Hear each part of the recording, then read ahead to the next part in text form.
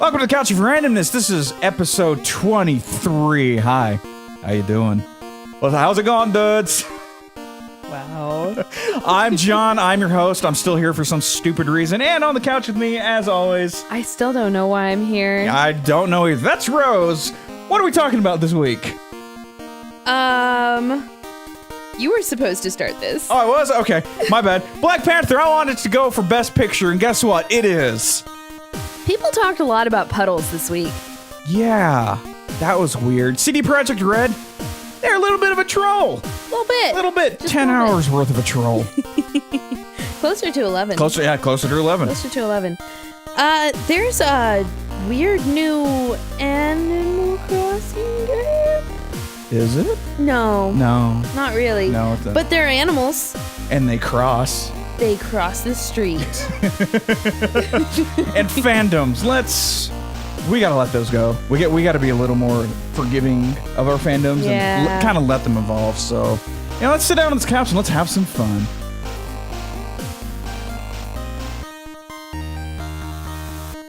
Let's talk Black Panther. Let's do it. Let's talk. I mean, it's a marginally huge movie. I mean, how do you have a marginally huge movie? How does that work?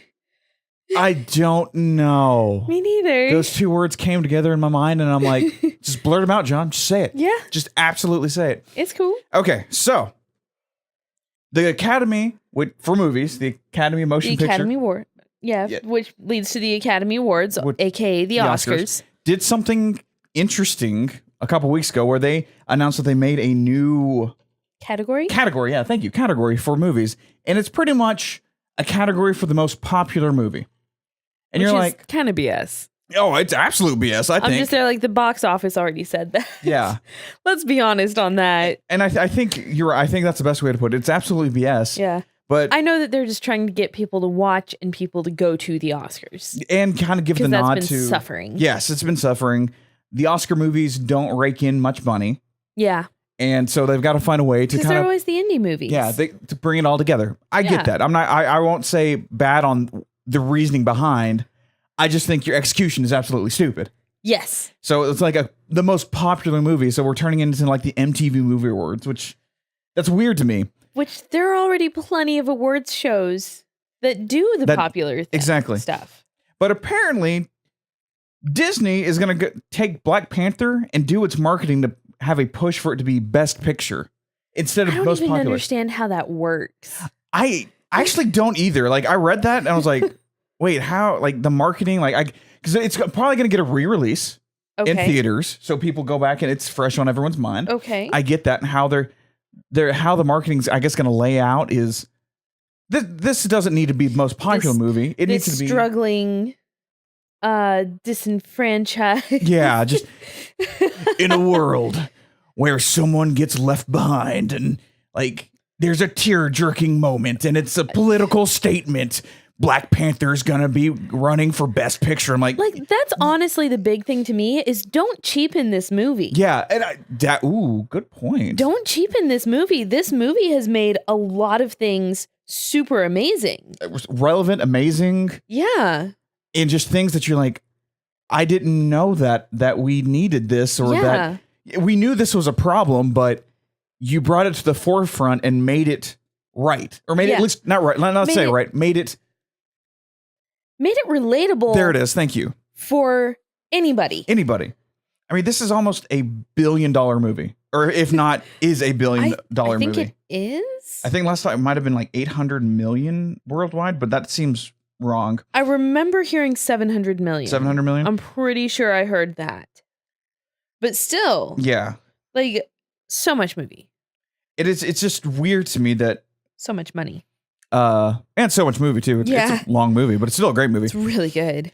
But what's funny to me is this is the first comic book big franchise movie I can possibly think of that is deserving of Best Picture, at least Best Picture nomination since The Dark Knight. Yeah. I mean, everybody acted fantastically in it. The stunts were amazing. And the topics that they touch on are so good. So good, relevant. Ryan Coogler, fantastic job. Oh yeah. I mean, and I want to say he won but he was nominated for Best Director for Creed last time. Oh yeah. And I'm like, you have an Academy nominated director directing a comic book movie that has topics about race and strong females and stuff that your indie movies do. I hate to say it, Black Panther did it better. Black Panther did it in a way that reached more people. Okay, fair enough. Then yes. Because we have seen some indie movies that did it better. That's true. Okay, great way to put that. But it's like... But this is one of the widest views that has touched on any of those issues. I mean, Ryan Coogler needs to be nominated for Best Director. Yes. I'm gonna fight that one. Chadwick Boseman, I'm okay if he gets or nominated for Best Actor, that... but I don't think he needs to. I think What's-His-Face needs to be supporting actor. Yes. I just had it. And I'm blanking on his name. Michael B. Jordan. Yes. I think he needs to be Best Supporting Actor. I think so too. I think he's the best villain Marvel has had, and just in general. I feel like I think we talked about this on the podcast a month or two ago, where T'Challa was actually the bad guy in the movie until the end. Yes. Like he actually was. Yeah. Warmonger was actually the good guy. Yeah. And I think that that's such an interesting way to tell this story. Yeah. I mean, and you think about it, you're right. Best Supporting Actor nomination for Michael B. Jordan. Yeah. I mean, it wasn't as good as Heath Ledger's Joker, but still. It was still really good. The still characters of those two made a lot of sense that they pushed back against the hero. Yeah. But I'm also just waiting for Michael B. Jordan to get an Oscar because I feel like that's just... It's going to happen. It's going to happen. We just don't know when. He did a fantastic job in Creed. Oh, he did. He is the reason that I will see Creed 2. Oh, yeah. He's the only reason I'm going to go see Creed 2, to be honest. Past that, I could give a crap less about that movie. Yeah. Ryan Coogler's not back. That's what hurts me. It's not Ryan Coogler. So sad. But it's weird because people were pissed in 2008 or 2009 when The Dark Knight came out and it wasn't nominated for stuff. Yeah. And so for anything. For the next year, the Academy went from 5 Best Pictures to 10. Up to 10. To kind of, we know that we could have the superhero movies. They could be really well done and make the statements that we kind of want to make, amass a global audience, make the money, be well acted, well directed, well written, just have a driving story. Almost a damn near perfect movie. I say it. Black Panther was a damn near perfect movie. Yeah. And you're gonna pity it. Yeah. By giving it this, it's probably gonna get nominated for popular movie. And I really kind of wanted to go for Best Picture and get nominated because I think it speaks more volumes to what that story actually is and what needs to be told. Because I really feel like Get Out almost won last year. I think it was this close. I think that it was up against some stiff competition. It was. And I was like, that's where I lost on. And I'm like, and I knew it too. I'm like, it's not going to win. It probably came in second. I hope so. I know we'll never find out, but I was like, it had to have come in second because damn, that was a great movie. Yeah. I need to buy it. I loved that movie. It was so good. Yeah. So freaking good. But I think this one's more relatable in a sense. I don't know how to put this properly. Black Panther's not relatable. Here's the weird thing. Yes. Black Panther is more set in the real world than Get Out was. Yes. Awkwardly. I know what you're trying to say on that one because... Or at the very least, I feel like it has a more... Yeah. Tonally. And because Get Out was pitched as a suspenseful thriller, obviously. Yeah. That was another reason I was shocked that was actually nominated. Yeah. But yeah, tonally wise, I know what you're trying to say. And kind of a better commentary on race and equality and all of that. And I also I love how they portrayed females in Black Panther. I loved that they were like, oh no, our warrior race is our women. Yeah, our warrior tribe is all females. And that was... I mean, there was also a male warrior tribe, but still. It was like, okay, this is awesome. Yeah. I can't wait. So good. It was good. Black Panther, I think, needs to have a Best Picture nomination. That would be amazing. Ryan Coogler, Best Actor. That's not actor, director, whatever. Yeah. Let's switch some gears real fast. Okay. Summer movie season, it's pretty much done. We're in September. Yeah. It's done. It's done. So I was digging around like, whoa, what to talk about with movies? Okay. This article from Business Insider. Yeah, I got an article from Business Insider. That's weird. It happens. The 10 worst movies of the summer, according to the critics. And I'm like, all right, let's run this down real fast. And sure. I read it. I have not. You have not. And they were like, I don't even know what that movie is. I didn't know that was a movie. Okay. So let's do this. So we're going to start with. I can't wait. We're going to start with number 10. I can't and I'm wait actually going to. I'm going to read the synopsis, and then I'm going to give the title. I'm going to show you a picture. Okay. Okay. So this is the synopsis of number 10. Uh-huh. Well, and this is number 10, so the least hated of these 10. The least hated of these 10, yes. Okay. Yes. And this actually gives away the name of it, so the title. Okay. So AXL is a top secret robotic dog who develops a special friendship with Miles and will go to any length to protect his new companion. Is this live action or animated? That's a great question. This is live action. Why? This is live action. But why? Here's the picture. Why? Who is that? Okay, so that actor, that looks like the Gambit. Oh yeah, Tyler Kirsch. Yes. Kish. Okay, this is directed by Oliver Daly, and I believe that guy Miles, his name is Alex. Oh, good lord. It's fine. Yeah, his name's Alex. So something with Neu. Let me see. Yeah, it's you. There it is. Newstater. And Thomas Jane, he's in it. Yay. Like, oh my God. What was the last good movie he was in? Nothing against Thomas Jane, just he hasn't really been in any I think he was big movies lately. People liked what he did with the HBO or Netflix movie of a Stephen King book. Okay. Apparently it was actually pretty decent. That's cool. I mean, we're riding the Stephen King high. For now. We'll see. How long yeah, that lasts. I'm with you. Okay, so next AXL. AXL number 8. Uh-huh. Okay, well 9. Number 9. Wow, 9. Yeah. A woman fights to protect her family during a home invasion. Oh, is that the mother one? Yes, it is. Oh my God. Breaking in. Oh. Yeah. There was part of me. Okay. If we still drank, I would have gotten drunk and gone to see that movie. I'm with you. And I'll be honest. I truly love Gabrielle Union. I think she's gorgeous. Yes. I think she's a fantastic actress. Love her. I love her to death. I saw this and I was like, that's not happening. Didn't we laugh all the way through this preview? Yes, we did. All right, let me give you a quick hit of, okay, the Rotten, let me go back. Axel's Rotten Tomato score, AXL was 27. Okay. Breaking In is also 27. Okay. Let's see. Let's go to this next one. The next Number 8. A spoiled, wealthy yacht owner is thrown overboard and becomes the target of a revenge from his mistreated employee. Okay, so it's Castaway mixed with crap. I can't think of a movie where the employee gets revenge on the boss. I know that it. Office Space. Yeah, there you go. Castaway mixed with Office Space.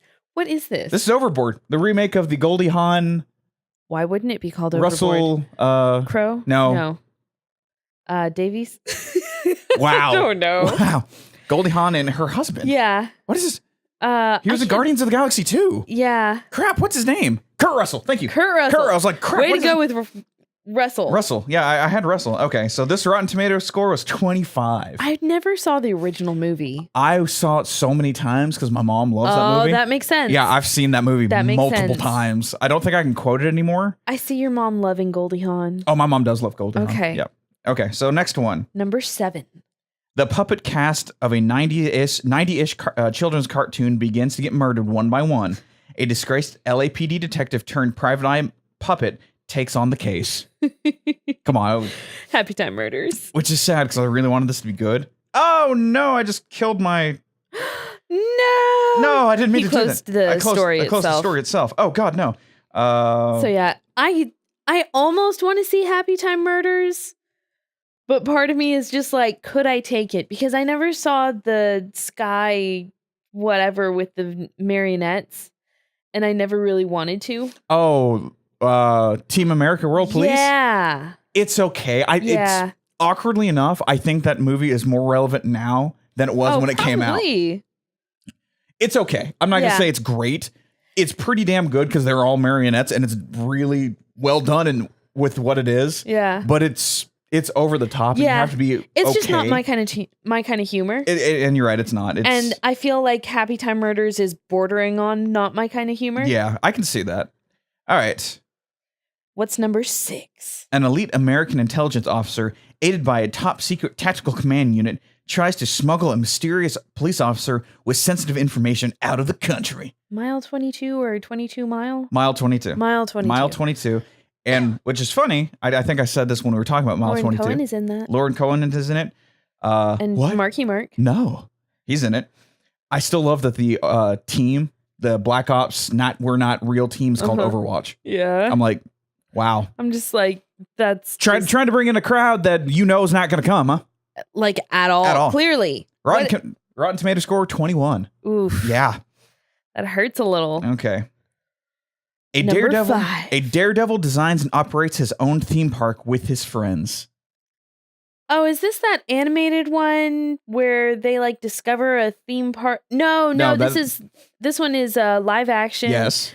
It looks way too much like Jackass for me to ever enjoy it. Because it's by the guys that did Jackass. That's right. Johnny Knoxville and all his friends from Jackass. Good. You are 100% correct. I'm good. I don't need that.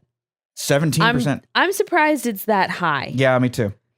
So Number 4. Okay. Let's see this. This one. Okay. AXL. Never heard of it. Right. This is the next one I never heard of. Sweet. Imprisoned by an adult world that now fears everyone under 18, a group of teens form a resistance group to fight back and reclaim control of their future.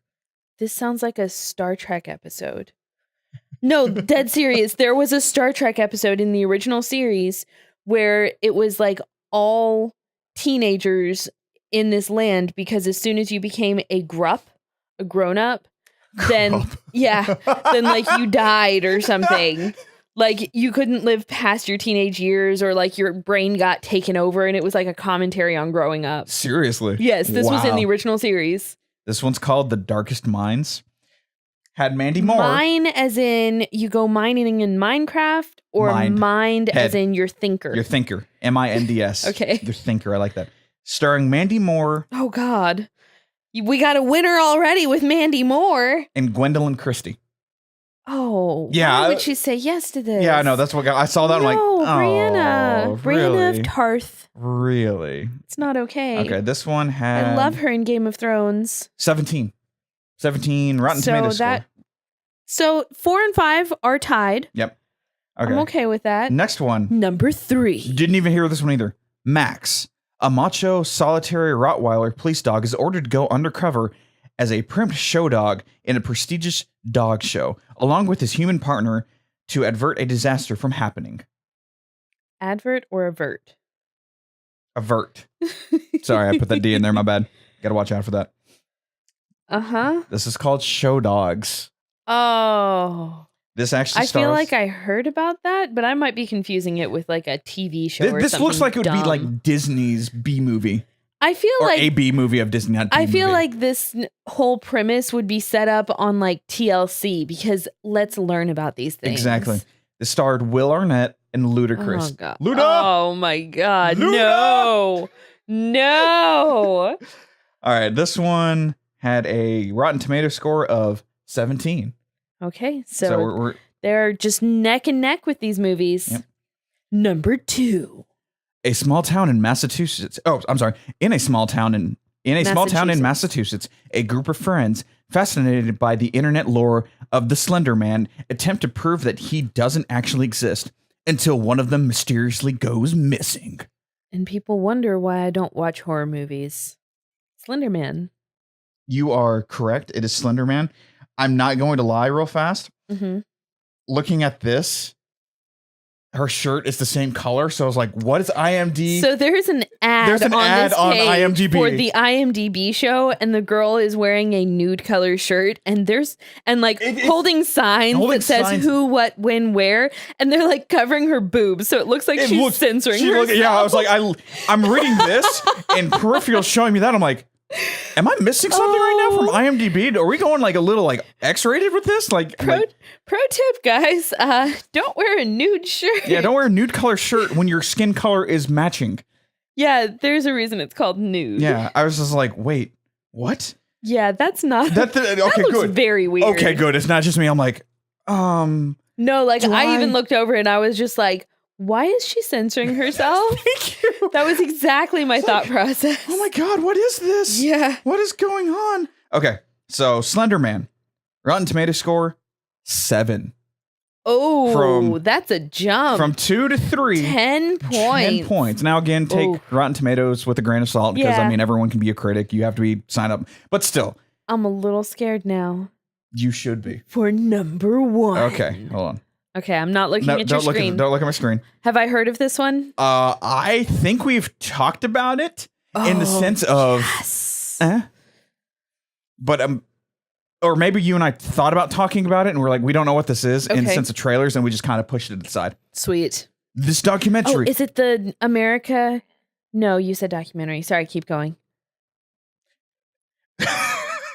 No, the like small town America where everyone kills each other. Oh, because they're ever like the social Purge media? Or something. Yeah.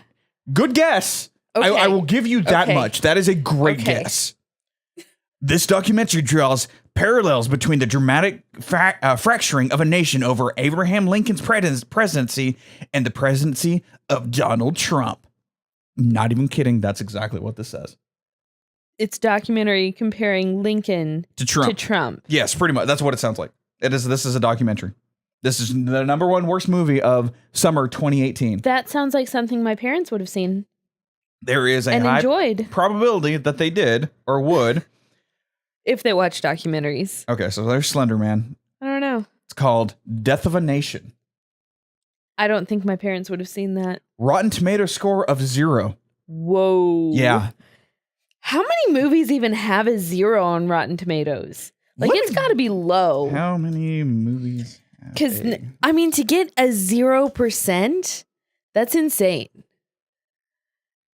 Okay, hold on. All right, well, let's go back. Now, they did say some on the Business Insider article, they had some critics, what they said or why they hated it. Okay. I want to read this one in particular. Okay. It's number 1. We have to. The facts don't matter. Only the showbiz addiction of the fight matters. And the chance to let viewers get their rage-fueled rocks off. That's how brainwashing works in a nation that has begun to distort reality from the top down. And it's a way that, Dinesh D'Souza has always worked. D'Souza has always worked. Going back to his campus days as a red meat dweeb conservative at Dartmouth. This is by Owen Gilberman from Variety. Apparently he doesn't like this guy. I guess. I was like, okay. Let me tell you, the movie sounds super The movie amazing. sounds awesome. Okay, here's a quick list of zeros on Rotten Tomatoes. Staying Alive, which isn't that that is. That's the John Travolta movie, the sequel to Saturday Night Fever. Like, I thought that's what that was. Jaws the Revenge, Police Academy 4, Citizens on Patrol, Mac and Me, Highlander 2, The Quickening, Return to Blue Lagoon, Look Who's Talking Now, A Low Down Dirty Shame, Wagons East, Shadow Conspiracy, 3 Strikes, Ballistic, X versus Sever, which that one has Antonio Banderas and who's the other person? Because Antonio Banderas has done so many amazing movies. He has some hits and misses. Derailed, Killing Me Softly, Mercio Decor Ray, Pinocchio from 2002. Didn't even know that was a thing. National Lampoon's Gold Digger, Super Babies, Baby Geniuses 2. So many baby movies. Redline. I actually remember that one. I think I saw that one. Oh. Scar, One Missed Call, Homecoming Stolen, Nutcracker in 3D, Bucky Larson, Born to be a Star, 1,000 Words, Dark Tide, The Ridiculous Six, Cabin Fever. That might be a different Cabin Fever than I'm thinking. Max Steel, Dark Crimes, Precious Cargo, Stratton. Oh, and Gotti. Oh. That actually, John Travolta. Gotti. Played. Yeah. John Gotti. Yeah, that just came out this year, didn't it? Yeah, it apparently is awful. That's what I've heard. Legitimately awful. Ugh. Oh, I don't know about that. That's cool. It's that time. What time is it? Cumberwatch. Dun dun.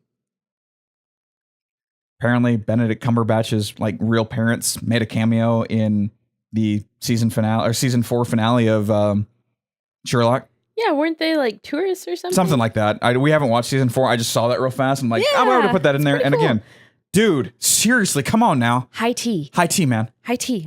We will pay. Well, of course we'll pay. Yeah, you're just too nice of a guy. I mean, you might be coming to slum it a little bit. And here in Texas, where it's hot as hell right now.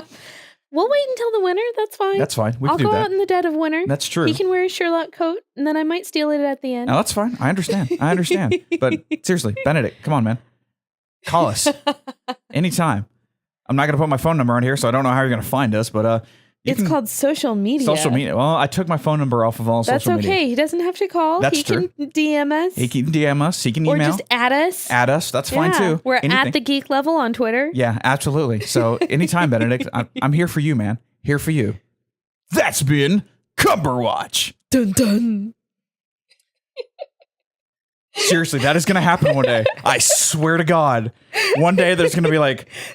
I feel like it's not, because there's nothing on social media from us. Like, we don't even promote Cumberwatch. No, we don't. And that's why I think, like, if this podcast gets big and, like, people like, wait, why? They're doing Cumberwatch. What is that? And then they keep on going back and they're like, oh, this is a gag. This is legitimately a gag that they started like week 4. Yeah. And just held on to it. I think it was like 12 or something. I think we're just holding on to it every single week. Yeah. Cumberwatch, damn it. It's going to happen. And one day, like, that would be amazing. We're just going to be like out and about at a like con, and Benedict Cumberbatch is going to come up and be like, hey, you two are at the couch of random. And we're like, are you two the idiots that keep on trying to get me on? Yes. Yes, we are. Of course, that also means that we have to go to cons. Yes, that'll happen sooner or later.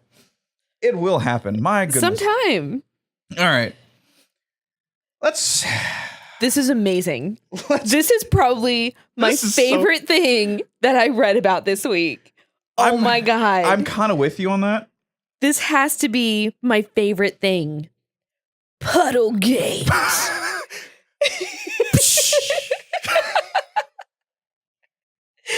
Puddlegate. This is a real thing this week.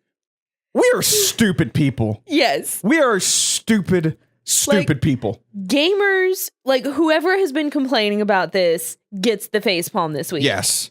I am.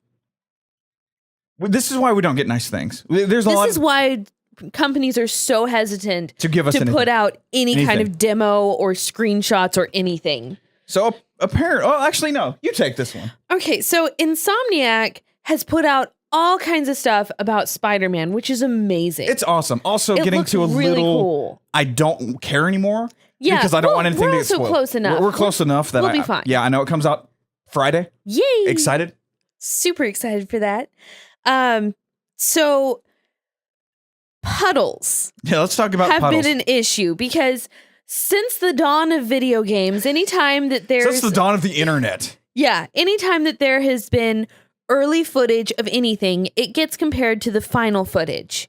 You know what the internet was up in arms about this week? That Insomniac finally had to address? The size of the puddles. And the fact that these puddles signify that the game has been downgraded in visual graphics or fidelity or something. Less water means that they like couldn't deal with the reflections and everything. So that means that the graphics have been downgraded and this game isn't going to be as good as we thought.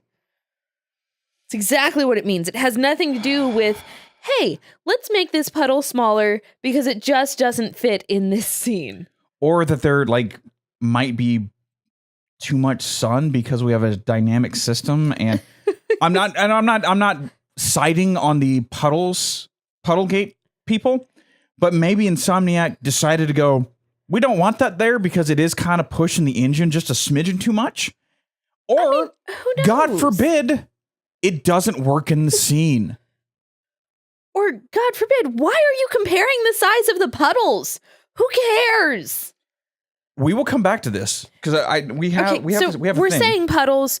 honestly, looking at the pictures, it was like water was all the way across the floor, and now it's all over like an eighth to a quarter of the floor. Yeah. If you it's a significant size difference, but who cares? Yeah, if you watch the E3 demo, it's that scene. Yeah. Because it's in where they're in the high-rise building and Peter's going after some guys in the building that's being built. It's like Fisk's Men, I think. Yeah, Fisk's Men or something like that. And you can see it's a giant freaking puddle. Like a water bust, a pipe busted. Yeah. That's cool. And then in the completed or someone found a shot later on. I don't know, screenshot of something. I don't know. It's small. It's significantly smaller. Okay. Cool. So we're going to complain about puddles. Twitter and Reddit lost their ever-loving minds about it to the point of Insomniac Games put out exactly this quote. "It's just a change in the puddle size. There's no downgrade at all." This is why we can't have nice things. There's a difference between journalism, games journalism, being a critic, and being an absolute ass. I mean, and excuse me for saying it. This is bluntly. This is a stupid leap. Yes. This is a legitimate stupid leap that someone decided to lose their shit on because no reason whatsoever, minus the fact of I'm going to call a big game out because I know it's not going to live up to the expectations because someone changed the size of a puddle. If you're hinging your love or excitement on a game about a puddle, honey, at us at the Geek Level, we'll have a discussion about that, please. Because I promise you, we will. Yeah, I'll have a straight discussion with you about why this matters or why we need to start looking more in depth at the idea of the character of you. Yeah, I mean, I'll throw that out there. I will go at you hard on that one because it's a puddle. It's a puddle. I'm all for the background and the whole city of New York to be gorgeous. Yeah. But still, this got to be such a big thing that CD Projekt Red got into it. Yes. Which I love. Also, if you have not seen the 48-minute demo for Cyberpunk 2077. My God. This game looks gorgeous. This game looks amazing. And it's because of the puddle and everything else that all through the demo, the announcer and it's on the screen the entire time. This is a demo. This is a reminder. This is not the finished product. Please keep in mind. This is a demo. Not the finished product. This game is a work in progress and things could be changing as we continue to go through development. I think he said it 5 freaking times in the first 5 minutes. Yes, no, in the first 2 minutes. 2 minutes, and then through the whole thing on the very top of Cyberpunk 2077, it's right there on the top. This is not a work in progress, not a complete build. I watched about half of it, and then I had to go do other things, and I'm pretty sure that I heard it 10 times. Mm-hmm. You did. You absolutely did. And it's funny because we're going to talk about CD Projekt Red and Cyberpunk, but what's funny is this happened to them with The Witcher 3 as well. Yeah. Because there was one scene. People analyze everything. Which is fine to a certain point. But people lost their minds because the not completed build version on an E3 panel or E3 showing or something for The Witcher 3 Wild Hunt and the final build were not the same in an area where the stones, there was a building and how the masonry was. Yeah, the masonry was off. And it wasn't as detailed. And the one in the build was more straight and more manufactured, not like back in those days where it would have been off and jaggy. And I mean, what it's supposed to, it's got to be authentic. And you're playing a damn game. I'm sitting here going, haven't we moved past this? Because there are constantly movie trailers that come out that have scenes that never make it into the final movie. Mm-hmm. They're not in the final movie at all. Nope. There are scenes with Rogue One being the biggest example of that. Yeah, and in recent history, Rogue One is recent history. Yeah, the biggest example because I mean the end of it, when the trailer showed Rey taking on not Rey, I'm sorry, Oh, Felicity Jones. Yeah, whatever her character's name was. Like, they had to reshoot that movie. Yeah. The ending, because something happened. I don't really remember off the top of my head, but the trailer showed like she was going to take on a freaking TIE fighter at the end of it. And that didn't happen. Yeah. I don't know. And it's one of those things you're like, we have come past the point of... Moviegoers have accepted that. Yes. So why can't gamers accept that over the years that it takes to make a game? Yes. Whether it's good or not, it takes a long time and a lot of hours. Why can't you just accept that things are going to change?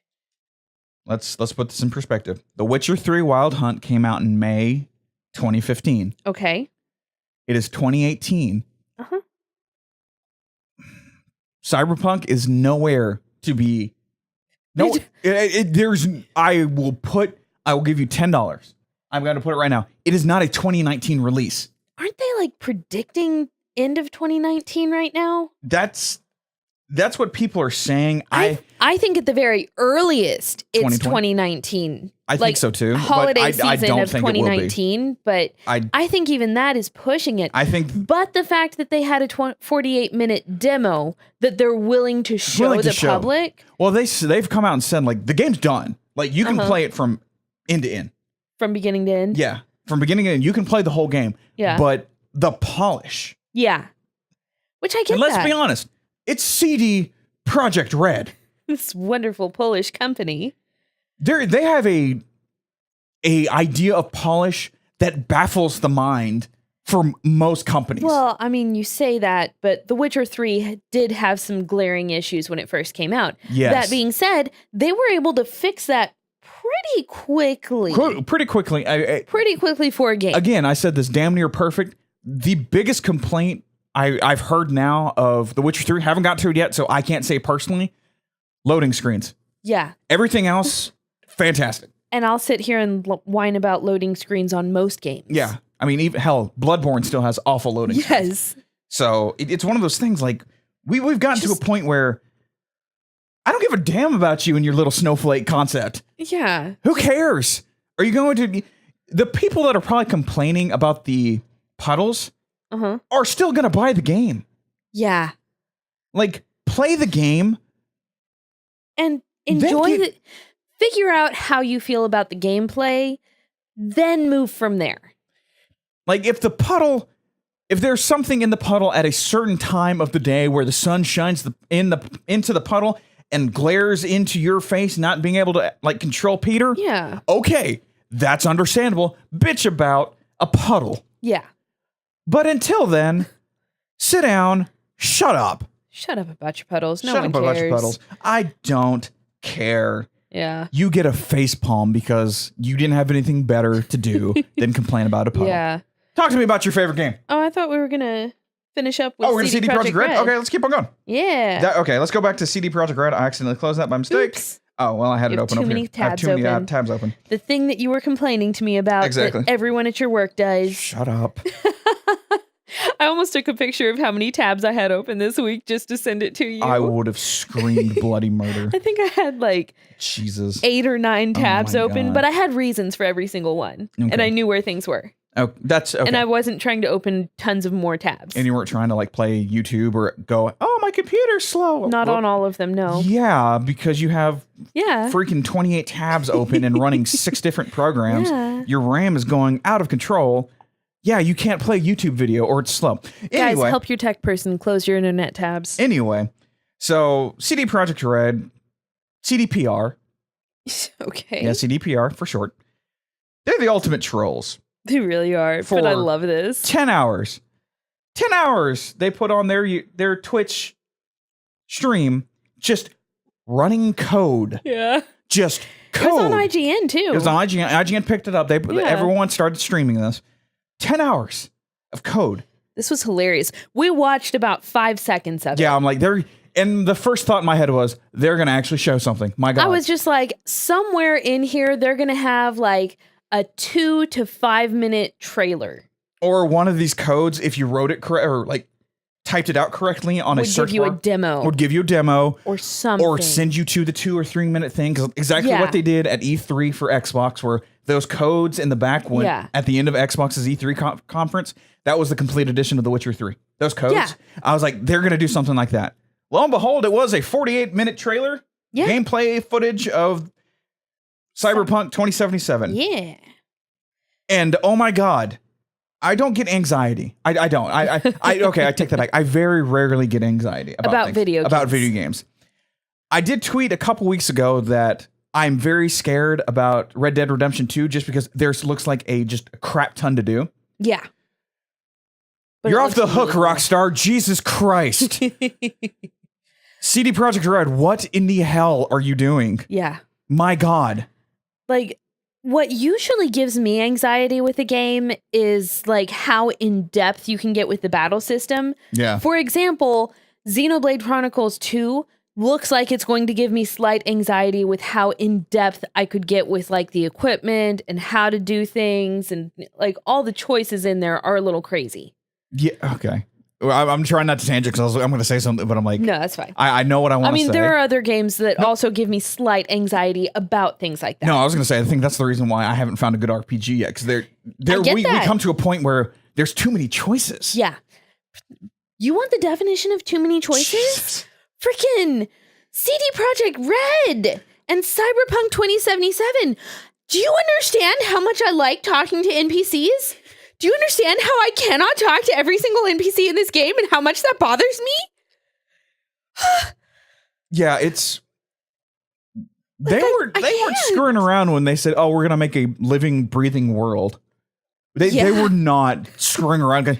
People like games say that. There's a line with games that you're like, "Oh yeah, okay, I get you. You're gonna make a living, breathing world." And I say that in the sense of even with Spider-Man coming out this week. And I feel like the closest that I have seen, which I don't play a ton of different video games, but the closest that I've seen to living, breathing world has been Breath of the Wild recently. Okay, yeah, I can give you that one, yes. But like where you can do almost anything. But I also don't play a ton of open world games myself. Yeah. And again, haven't played The Witcher 3. Witcher 3 could be a good precursor of what Cyberpunk's going to be. But yeah, they were not screwing around. It actually... No. The words escape me for how I feel about this game. I am excited. I will first and foremost say that. I am also scared. Yeah. Because I don't know. Because this is a game that calls for so many playthroughs, and I just don't have the time to do that. It's going to be a very interesting review cycle for this one. Yeah. Because it's going to be like, all right, well, I played it this way, but he played it that way. That person played it that way. And apparently there's like 85 freaking endings to this game. If there are, I don't know. I'm just randomly guessing. No idea. But it's weird because the game adapts to you. You adapt to the game. You have a play style. You have a specific fighting style that you like. You can do that. Yeah. You want to talk to NPCs? You can do that. You want to be an absolute dick? You can do that. This mission, there's 14 different ways to get through this mission. Beginning, middle, and end. You can be the cool, calm kind of person who's just like walks in, here's the money. Yeah. Let's go, and just walk out. You can go guns ablaze. You can freaking sniper people or just set hell on. Like you could probably light the building on fire and just burn it down for all I know. It's insane. I mean, it's just mind-boggling the detail and the depth of this game that I'm not sure there has been anything remotely close to that. Witcher 3 notwithstanding. It's from what we've heard, from what I know. And it's weird. I'm very, how do I do this? It's also, to me, really impressive how much CD Projekt Red has put into this. Because like we were watching a podcast from IGN, and they were even talking about how if you choose to do a certain mission a specific way, you're probably going to miss an entire character that is integral to another person's story. Like you'll just never see this character. And I'm just there like, that takes some balls to create a game where you go through all of these options. You have dialogue for this person. You have everything, mocap. You have the actor, all this stuff. And you're willing to just allow people to skip that. Yeah. That's so impressive. Yeah. And so intimidating to me as I want to explore everything person. Okay. So let's bring this around for a second. Okay. We talked about that we tangented off this a couple of weeks ago. Yeah. About first person versus third person, the sense of being, word I'm looking for is not inclusive, but where you really feel the world. Where you're just in that world. And what's better? Excuse me, I'm trying to swallow and breathe at the same time. It sucks. What's better? Now that we've seen the gameplay of Cyberpunk 2077. I understand why this game is first person, but that doesn't mean that I have to like first person. Oh, no, I'm not saying you have to like first person. I'm just saying, like, in the sense if I were to play this game, I would really push to play it with PC with mouse and keyboard. Oh, I almost am going to, or I'm going to buy 2 copies because it really seems like, and again, this is me just speculating. This is going to be like pushed for the Xbox or the next generation of Xbox because it was announced. And I get that. On E3. That's when they gave the first legit preview. So I'm like, all right, it seems like they're kind of not pushing, but might have an exclusive deal with Xbox. I get that, but that also means that they could push for a really good PC version too, because Microsoft and GOG. I mean, that's CD Projekt Red owns GOG, the computer gaming store. Okay. So, I mean, in theory, you might get the best version off of GOG. I wouldn't be surprised, especially with how you can build computers. Yeah. And that's the thing. I'm looking at build. I've been wanting to build a new computer. Yeah. And I've been looking at a reason why, or for, I mean, not just to have a good computer. I mean, granted, I've been playing Overwatch and the screen tearing and whatnot, and that's my TV, not the PC. Well, but now I'm looking at this game going, all right, I'm legitimately building the best possible PC I can afford for Cyberpunk. I'll just play it on my own PC. That's fine. You can do that. That's assuming I ever get to this game. Yeah. I don't know if I will. It also, let's be honest. It depends on if like they come out with like a collector's edition with the statue. Yeah. And what system that is for. I mean, if they come out with a Windows one, that's cool. I'll buy it for the Windows one because that's where I'm kind of planning on playing it anyway because that's where I have The Witcher. I try and keep all the games by the same developers on the same system. For the most part. I try and really do that. Yeah. So, I know, I'm weird. I don't really care. I think it's one thing. All right, now let's talk about your probably most anticipated game of 2019. Oh, this is absolutely my most anticipated game, and I'm so excited that it comes out in January. So Kingdom Hearts 3, because I got to talk about it. I'm so close to being done with Kingdom Hearts 2. I'm working on it. Yeah. Square Enix has been doing something really cool. They have actually been working to keep secrets. So they've been really working to make sure to not say who the boss is of each world. And I'm just there like, that's really cool. That's cool. I like that. Because, I mean, playing Kingdom Hearts, you know that you're going to fight Maleficent. Yeah. You know you're going to fight Hades, or Hades will...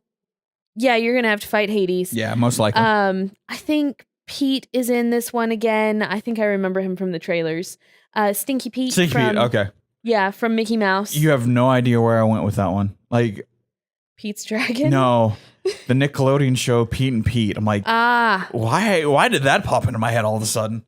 Because I said Pete. I was Pete, and that's the only thing I could think of. Yeah. I'm cool with that, actually. I think that's really cool. I mean, because let's be honest, this game's not real. I don't care. What are you talking about? It's still not real. Yes, it is. It is not real. Yes, it is. It's a real game. It's coming. I know people have played it. I have faith it's coming. You do not have faith. Don't even try. I don't think this game's real. I think it's totally real game, and I'm going to get it at the end of January. You are going to get it at the end of January. Again, I hope there's a collector's edition. I still haven't pre-ordered it. I think there is a special edition. A special edition? But I don't think it was very good. Okay, gotcha. I think I passed on it because I was just like, eh. Probably didn't have a cool statue or anything? That's kind of how, like, Square Enix has either super amazing or super crappy collector's editions. Like, they don't have much in between. Yeah. And they tend to go towards, I don't really need that special edition. Yeah. Last couple ones I've liked from them are the Lara Croft ones. But not even the new one. But not even. Oh no, we saw the statue for the new Shadow of the Tomb Raider. It doesn't look right. No, like her face doesn't wrong. look right.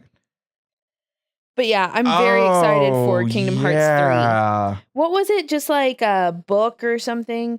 Oh yeah. This is the $230 version, and it's got. It was too much, and I very rarely like Kingdom Hearts statues because they always get Sora's face wrong. This one is too blocky. Yeah. Like this might be for Toy Story. That's the Toy Story world. That makes a little more sense. So I mean, I don't have a problem with that. Yeah, I don't really. Oh, that's actually not that bad of a face, though. I think it was just too expensive. Yeah, $230 because it came out at E3. Yeah, and we were already pre-ordering many other things. Everything else. Like I don't even want the PS4 Pro Kingdom Hearts version. Yeah, I get you on that one. But I love my PS4 Pro. It's beautiful. I don't have a Pro. You don't have a Pro? I was like, wait, what Pro? My PS4S. It's beautiful. It's the blue Days of Play, and I love it. 3. Oh, that's 2. I don't want 2. I want 3. What are you looking for? I'm going to see if there's a... Oh, nope. We'll look it up later. Deluxe editions. Okay. I don't think there are. So yeah, I think that's really cool that they're keeping that secret. I think so too. I like that because it's really hard to keep a secret nowadays. It is. Thanks to the internet. Best-selling game of 2018 so far.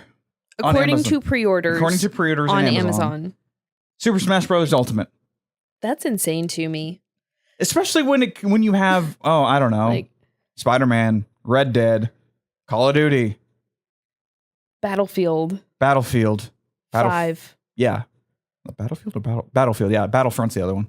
Whatever. I don't know. Yeah. But yeah, there's so many games. Like Pokemon.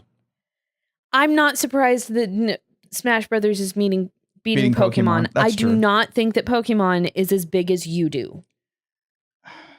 I'm starting to come around on that. I get where you're just like, oh, but Pokemon, and it's the original, and it's the nostalgia. But I've talked with more of current generation gamers. Yeah.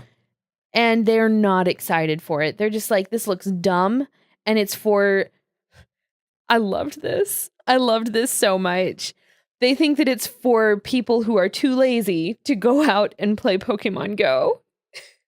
Yeah, well, it kind of is actually. They're like, but that's kind of the joy of it. Yeah, but I dig that Super Smash Bros. Ultimate is the best-selling game. I think that's pretty cool. Best-selling game of the year so far on Amazon. Insane. But part of that is also. Oh, I know why. Why?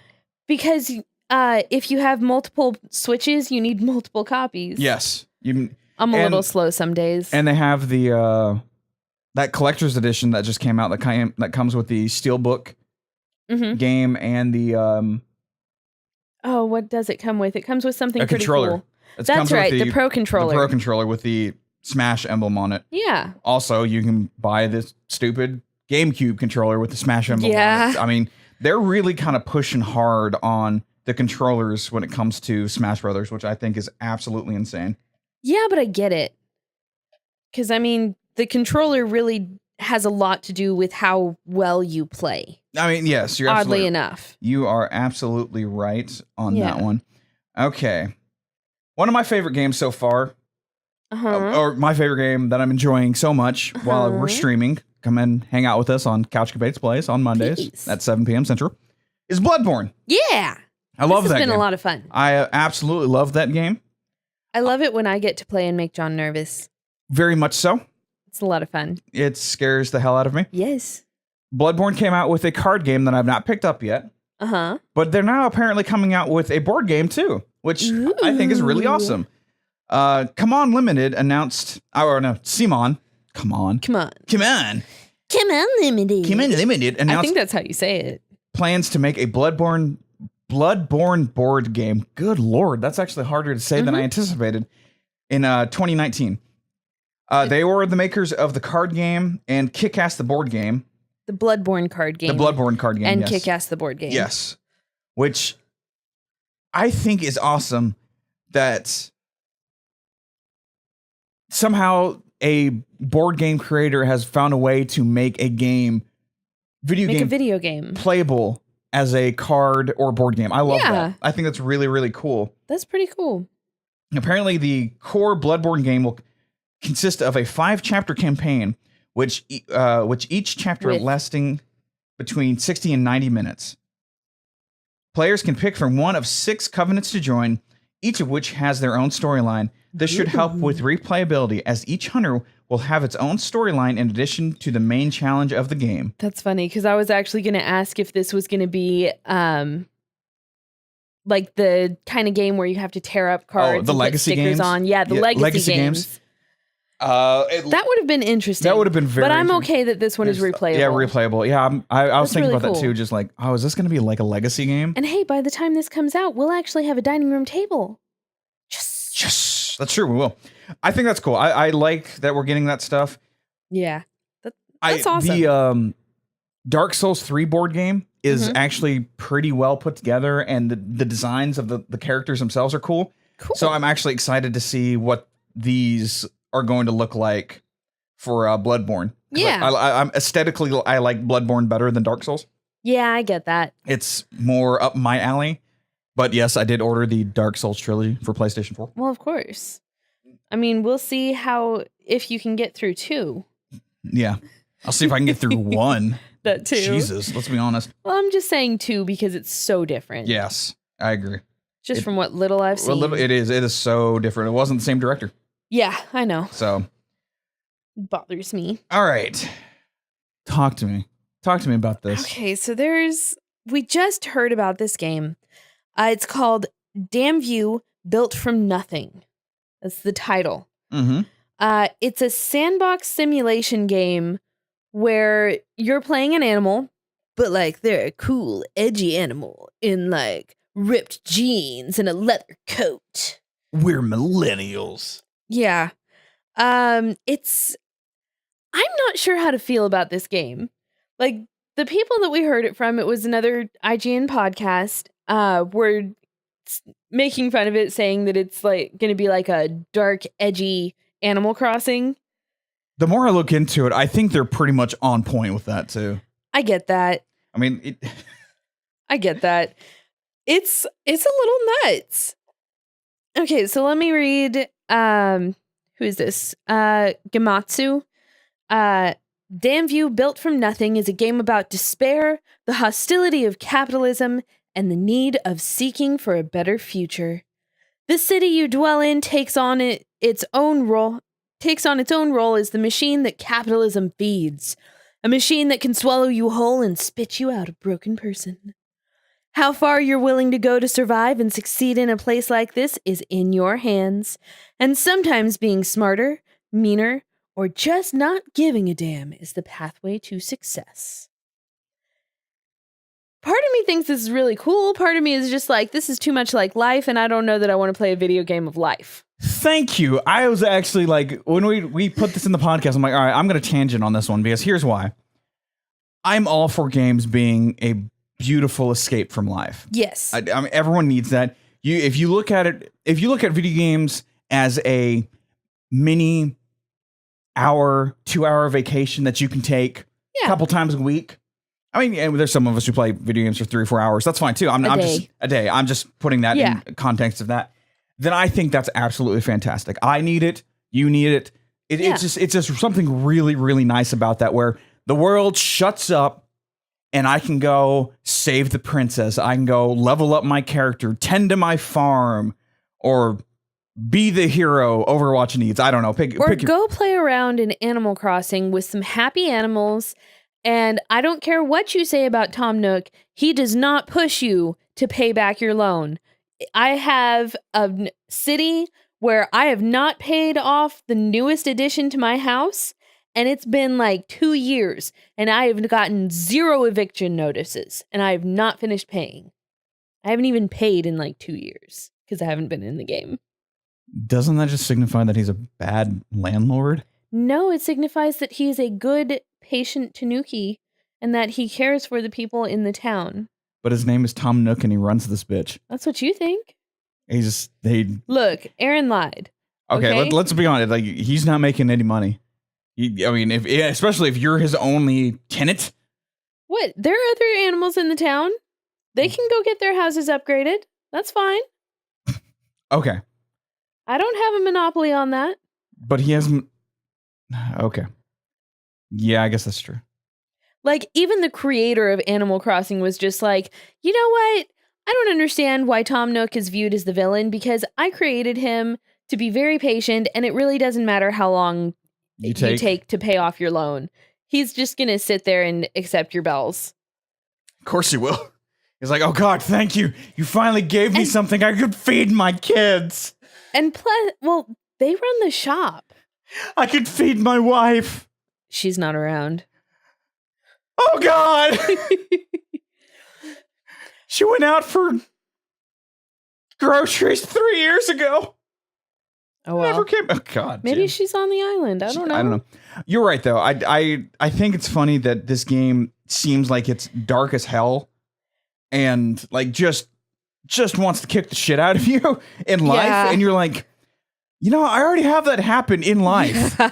Why the hell am I going to like subject myself to that? Why should I play as a pixelated animal just to have that happen in a game? Yeah, like anthropomorphic animal. There's a weird getting too close to home concept that this game is kind of pushing. But I don't know. Maybe I figured out a different way to describe this game. Okay.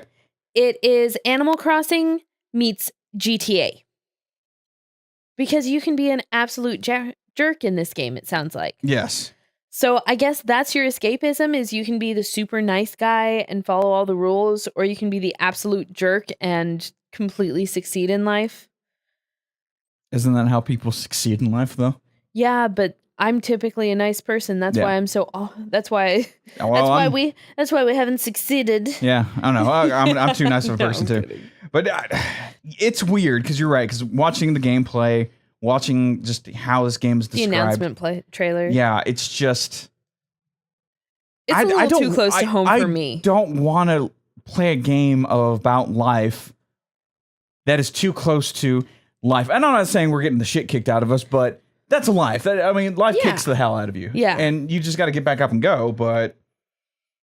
I don't know. It seems like the mechanics of this game do that. Yeah. I don't know. We'll probably still pick it up. God help me. We probably still... possibly. Let us know if you want us to stream that game. Probably still pick it up. There's a chance. We're adults. Yes. That's weird to say. We're pretty sure we're adults. We're pretty sure we're adults. We have our fandoms. Yeah. We have a lot of fandoms. Yeah. Which is fine. Mm-hmm. But we understand the fandoms don't have to cater to us. They don't have to. I like it when they do. I like it when... I don't really care one way or the other. Well, sorry, continue because I have a different point to make with this. So, The Hollywood Reporter wrote an article of what happens when fandom doesn't grow up. And it's actually a very interesting take on this. Yeah. On society. On society, where a lot of millennials, Gen Xers, they're specific groups of people who just hold on to fandom so tight. Yeah. That as they were growing up, that it's so like... This was part of our childhood. I still want it as an adult. Yeah. You can't mess with my childhood. You're breaking my childhood. And well, no, like they were actually talking about how, you have all of the fan artists who I can't remember the guy's name right off. But like he's got, here it is. Brandon Avant.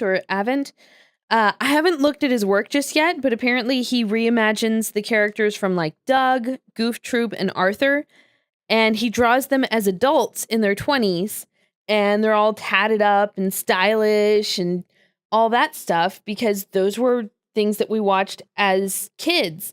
Okay, John just pulled it up for me, and it's kind of cute. Yeah, I dig that. I think it's awesome that it's Doug is all grown up and he's a man and not so scrawny. Yeah.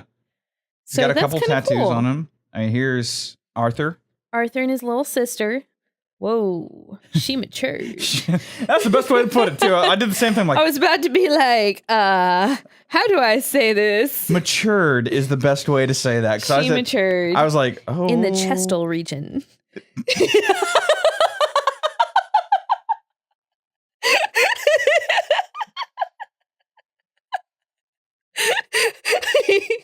Now that I have completely derailed whatever point John was going to make. I lost it. Just go. I've lost it.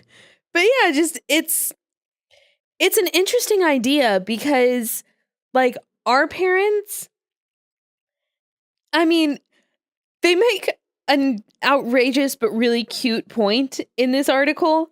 Nobody is pushing for a Lincoln Logs movie. No. Like that's what our parents grew up with was like Lincoln Logs, possibly Barbie. Barbie's coming out with a movie though. That I do know. Yeah, I mean, but that's not. I don't think that's geared because of the outcry of the 40, 50, 60-year-olds going, no, we want a Barbie movie. Like, no, that's not like, happening. Even when they were in their 20s and 30s, they weren't just like, oh my God, did you hear that Barbie's getting a movie? It was more like, oh my God, Barbie's getting a movie. I have better things to do with my life. I feel like that would happen with at least my parents. I wonder why that is. I wonder why, like, we're screaming for these movies that connect us to our childhood, but we're never, and to me, I'm going to take it one step further. We're never okay with the end product. Yeah. I mean, think about it. Josie and the Pussycats. Oh my God. That was what, 2 years never ago? even got into Josie and the Pussycats, and I knew it was wrong. Yeah. I mean, and there's these movies that are coming out like Marvel, comic books, Star Wars, and they even said this in the article, comic books, Star Wars, Disney in general, they figured it out. For the most part. No, people didn't like Last Jedi. The more I think about it, the more I'm like, you know what? Actually, I kind of dug it. Because I understand that it broke the core concept of Luke. Yeah. But Luke's an old freaking man, and he's been separated from the Force for a long freaking time. And that's the thing. It's more just because I actually had like the books and everything that I read when I was younger, then I did have an idea of what Luke would be as an old man. Yes. So I already had that picture. It was pretty firmly established. And then they just did away with everything that I knew. So it was the shock. The shock, I understand. I do understand the changes to Luke, and I'm starting to not hate it so much, but that doesn't mean that I have to like the movie. No, you don't have to like the movie, and I'll still say it just wasn't grand in scale. That's my biggest complaint. Yeah. But I actually liked the change they gave to Luke, because I mean, he was isolated. He isolated himself away from the Force, away from everyone. Then you go a little crazy in isolation. Hate to tell people that. And that's the thing. I'd never really complained about Luke currently in the movie. It was more how he reacted to Kylo. Yeah. That bothered me. Like, that was the part of his story arc that I was just like, I don't like this. Understandable on that one. But it's just, because it's weird. I'm a big kid and I want to keep my fandoms. Yeah. And why is that? Like, what does it do for you? And the idea that what the article brings up is it doesn't allow evolution of characters. It doesn't allow new characters to come in or do something for the future. I mean, because we're sitting here and we constantly complain, oh, this sequel is coming out. This 5th movie is coming out. Why don't we ever get any new IPs? Yeah. And then we get a new IP movie and nobody watches it. Nobody watches it. Nobody likes it. And let's be honest, we know this is going to happen. I'm going to butcher the name. I know I'm going to butcher the name. Probably. Someone can correct me. But what is the girl's name that takes the place of Tony as Iron Man? It's like Ironheart or Lionheart or something like that. Okay. And a new girl, she's like 18 or something like that, or 16, like absolute genius. Mm-hmm. And she's now the new Iron Man. Okay. That's inevitable. That is going to happen in the MCU. Maybe not for the next like 15 years. Possibly. But it's going to happen. Yeah. And people are gonna bitch because it's not Tony. Yeah. And I'm just like, but time has passed unless they soft reboot it. But now that being said, the animated Spider-Man movie coming out later this year. Into the Spider-Verse? Into the Spider-Verse. That looks amazing. Yeah, and we're going to get Spider-Gwen. We're going to get Miles. Yeah. I mean, and it looks awesome. I feel like comics has a little more free reign to do what they want. Yes. I mean, when they made alternate universes, they just kind of were like, hey, this is it. Suck it up. Do whatever. I don't care what you think. Yeah, I mean, they've already changed their stories 20 times. So, I don't know, but there's something very interesting about this idea of, as adults, we are actually making our kids have to enjoy our movies. Like, we're not allowing movie people to make movies for kids because the adults have to enjoy it. So, like, we're actually kind of forcing young kids to be more like adolescents and, like, forcing them to grow up into our humor a little bit faster. You know what? I see that, and that actually weird. Okay, so yeah, that is true. And I'm going to tell a quick story real fast. My dad, it came out on my birthday, so my dad took me and my sister to see the Pokemon movie, the first movie. Yeah. And my dad had no earthly idea what in the hell was going on. He even said, like, years later, after, like, I grew up a little bit, and he was like, yeah, when I took you that, I had no idea what was going on. Right. I took you because you wanted to see it, and it was geared toward you. It was written, it was your generation that brought Pokemon. Yeah. And so you loved this. It was your birthday. He even let me buy the ticket. Like, he gave me the money and let me buy the ticket for me and my little sister. And I was just honestly in tears because of the movie. Sad part. But yeah, now that I stop and think about it, you're like, yeah, that we've even complained about, well, we haven't complained, but we understand that there are movies that aren't geared toward us. And that's fine. And that's fine because they're not supposed to be. But when you have a movie geared to kids such as the Emoji Movie. Yeah. There's a weird line that is not there anymore. How do you navigate this now? Yeah. And I know the article is talking about, like, Christopher Robin. Yeah. About how that went a little on the dark side because... Yeah, but Disney is in another dark phase. They go in and out of these. Yeah. But I mean, how many freaking Transformer movies are... Is it bad that I'm actually excited for Bumblebee because I forgot Michael Bay's not directing it? Oh, I'm so excited. I'm kind of cool with it. Michael Bay is not part of it. I'm down to try this. Why not? Just like, okay, maybe I'll actually pay money to see that because we haven't seen the last two. Last two movies, yeah. The Last Night Transformers. And the other one. I don't know. Just The Last Night. I don't remember. But yeah, the article brought up, and you're right, is like, we're now in a place where, I mean, we don't have kids. We have nieces. No, we don't. We have nephews. We have nephews. And I have no problem taking them to a movie. Yeah. But I'm not looking for a movie that is for me as well. Right. I'm there to watch a dumb kids movie. Yeah. Which... Oh, it would be Paw Patrol at this point. I can take myself away from my 31-year-old age and go, all right, this is a cute little movie. I got to watch this as a 9-year-old. Yeah. Okay, this is pretty damn cute. Yeah. I don't need, like, a revelation. No. I mean... And movies that are good, or nowadays kids' movies that are good, walk that line really well. Such as How to Train Your Dragon. That's the one. I know that's a little bit older. It is a little bit older, but it walks it very well, where it's very kid-oriented, but the storyline is still very adult, that kids can mostly get it and enjoy it, but it's not too deep for them. And then you'll have opposites, such as Despicable Me 1 versus the Minion movie. Yes. Despicable Me 1, theater. Absolutely love it. Oh, yeah. I haven't seen 3. 2 was okay. 2 was cute. I liked it. Yeah, I need to watch 3, or the Minion movie. Did we? Yeah, we watched it. I slept through most of it. That movie's awful. Yeah. But it's not for us. No. It would be like going and watching a Rabbids movie. It's not for us. No. It's for French kids. Yes, that too. Honestly, Rabbids are big in France. And it's for us to take Brandy to. And make her sit her ass down and just take it. That's exactly what that movie is designed to do. Yes. Like, little kids are going to be laughing and having the time of their life. And there's going to be this 28-year-old screaming her bloody head off because she is scared shitless like she's watching it. And these little kids are going to be just scarred because, I don't know, there's this creepy redhead just... But I really like the Rabbids movie. I'm laughing because it's true. It's so true. Love you, Brandy. Happy birthday, by the way. This comes out on her birthday. You do know that because we're friends, we're family, you know that's going to happen, and I'm going to make you go to that movie because it's coming. We know it's coming. Speaking of which, okay, let's take a step back real fast. Okay. Let's go back to the fandoms and whatnot. What's coming out next year? We have 3 video game movies coming out next year.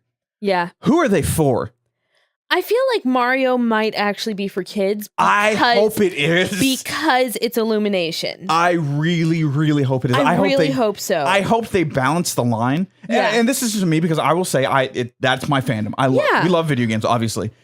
I want them to 70-30 kids, adults. Yeah. I want it 70% for kids where it's just goofy. Haha, it's me, Mario. Yeah. Woo-hoo, and all that crap. Because that's what I love about it. Yeah. That's exactly what I love about it. I don't need a in-depth, gritty concept of Mario like, oh my God.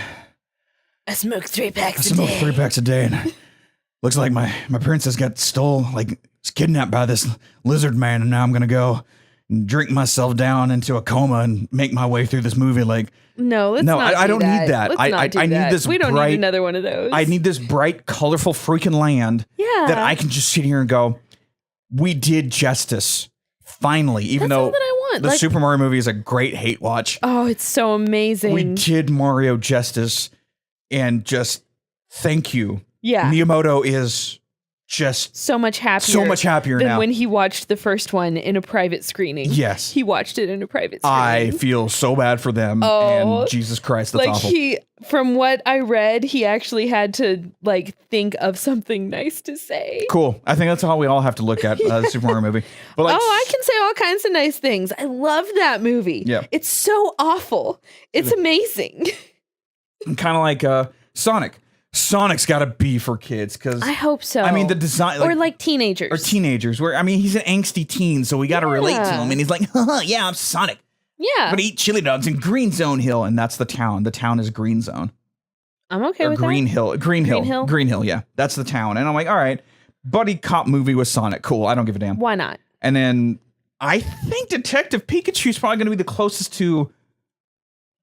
Are you kidding me? That series is for kids. That series is for kids. That series is so for kids. I think it's going to balance it more closer to adults. I don't know. I'm going to give it the 60-40 split adult. That's where I'm going to set it at. Maybe. But it's Pokemon. But it's Ryan Reynolds, and he's a talking Pikachu. But he knows how to behave himself for kids. He does. That's very true. He does.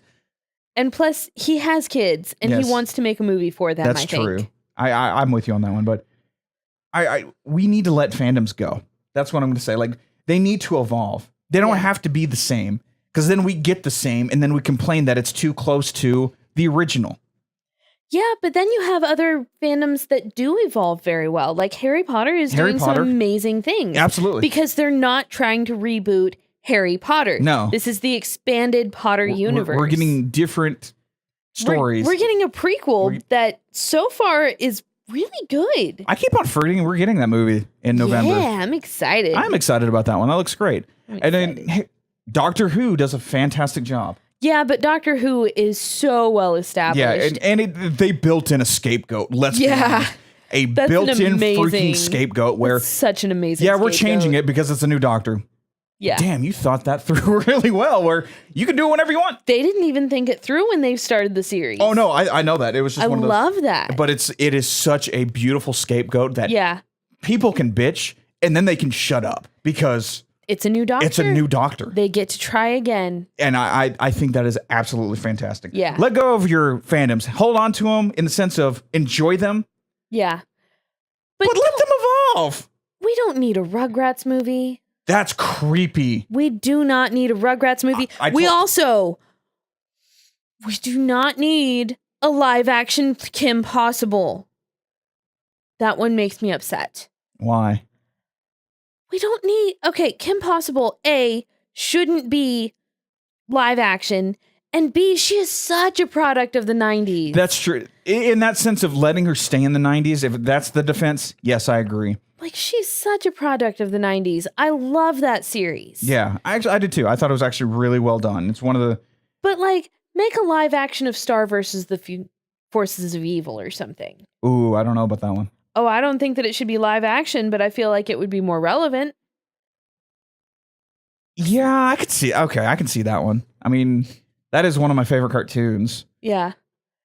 Okay, now we're talking about it. It's really weird because I'm like, But we're in the camp of the established universe is where it needs to stay. The medium needs to stay. Yeah.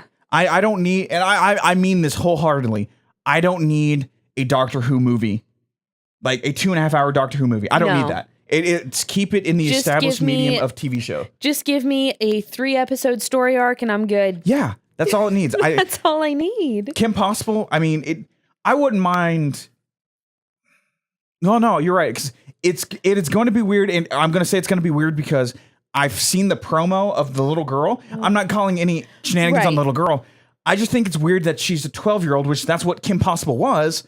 But Kim Possible always came across as being like 16 or 18. Yeah, and because she was animated. Yeah, there's a disassociation of that. Yeah, because she was animated. Yeah, it'd be like getting a live action Phineas and Ferb. Yeah, which would be weird. Yeah, but I have zero interest in that. So kind of like getting a live action Last Airbender. It's just weird. Just no.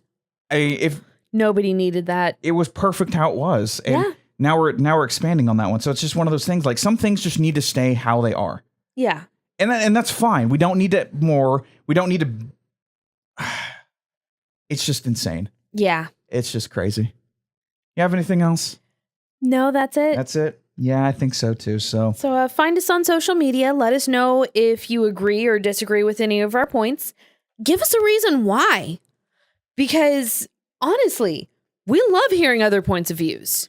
Oh yeah, we could have missed something. I fully admit to that. Oh, absolutely. So we are The Geek Level on Twitter, Facebook, and Instagram. If anyone knows Benedict Cumberbatch, tell him I said hi. Please. Would love that. This podcast is on all your favorite podcasting mediums. iTunes or Apple Podcast, Google Podcast, Stitcher, Spotify, Last.fm. We're the Couch Randomness. If you're watching this on YouTube, thank you very much. Subscribe to us there. At The Geek Level. And if you want to see us play games, not well, but we'll make you laugh. We'll make you laugh, and you can hang out with us. Yeah. Catch us on Twitch. We are Couchcapades Plays. We stream on Mondays, Wednesdays, and Saturdays. Yep. And you know what? We'll see you next week. And don't forget, always level up. Bye. Bye.